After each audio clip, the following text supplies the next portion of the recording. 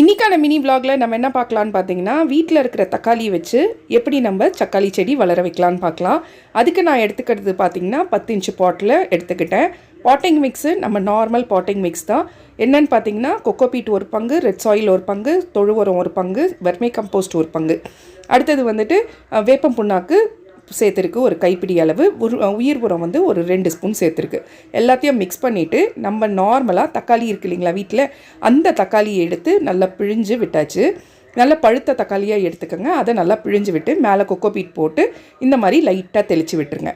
இந்த வளர்ச்சி பார்த்திங்கன்னா 5 நாளில் இந்த மாதிரி க்ரோத் கொடுக்க ஆரம்பிக்கும். குட்டி குட்டியாக ஜெர்மினேட் ஆகிடும்.